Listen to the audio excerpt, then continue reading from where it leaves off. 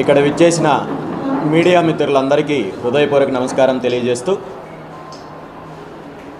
ఒక రాష్ట్రం గురించి మాట్లాడాల్సి వచ్చినప్పుడు ఆ రాష్ట్రం యొక్క అభివృద్ధి గురించో, ప్రభుత్వ పనితీరు గురించో, ప్రతిపక్షాల పోరాటం గురించో, సమస్యల గురించో, రాజకీయాల గురించో మాట్లాడుకుంటుంటారు. కానీ ఈరోజు దేశంలో ఎక్కడికి వెళ్ళినా ఆంధ్రప్రదేశ్ గురించి మాట్లాడాల్సి వచ్చినప్పుడు లిక్కర్ స్కామ్ గురించి, నకిలీ మద్యం గురించి మాట్లాడే పరిస్థితి ఉంది. మనం చూస్తున్నాము,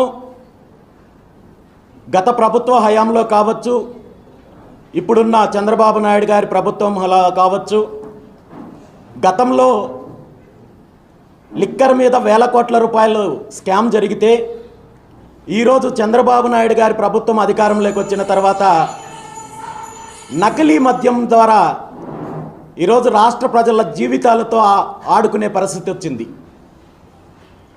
దీని మీద నిన్న ముఖ్యమంత్రి చంద్రబాబు నాయుడు గారు నిన్న రాత్రి మాట్లాడుతూ రాష్ట్రంలో శాంతి భద్రతల గురించి కానీ, అదేవిధంగా డ్రగ్స్ను అరికట్టే దాని గురించి కానీ, నకిలీ మద్యానికి సంబంధించిన తీసుకుంటున్న చర్యల గురించి చాలా సుదీర్ఘంగా మాట్లాడారు.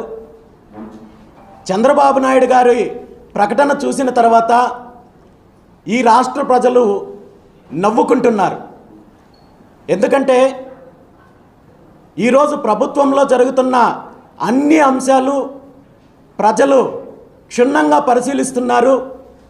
మీరిచ్చే ప్రకటనలకు కానీ, ప్రభుత్వం తీసుకుంటున్న చర్యలకు కానీ ఎక్కడా సంబంధం లేదు అనే విషయం ఈరోజు రాష్ట్ర ప్రజలందరూ గుర్తిస్తున్నారు. ఈరోజు డ్రగ్స్ని మేము అరికట్టామని చెప్పుకుంటున్న చంద్రబాబు నాయుడు గారు గతంలో సుమారు ఎన్నికలకు ముందు విశాఖపట్నంలో ఒక పెద్ద ట్రక్కుకు డ్రగ్స్ దొరికాయి, ఇవన్నీ కూడా ఈ రాష్ట్రంలో మారక ద్రవ్యాలను సరఫరా చేసి వేల కోట్ల రూపాయలకు సంబంధించిన డ్రగ్స్ని వ్యాపారం చేయడానికి అధికార పార్టీ ప్రయత్నం చేస్తోందని చెప్పి ఆ రోజు ఆరోపణ చేసిన ఇదే తెలుగుదేశం పార్టీ చంద్రబాబు నాయుడు గారు ఆ తర్వాత అక్కడ దొరికిన డ్రగ్స్ ఏమైపోయాయి అనే దాని మీద ఎటువంటి స్పందన కానీ, దాని మీద స్పష్టత కానీ ఇవ్వలేదు.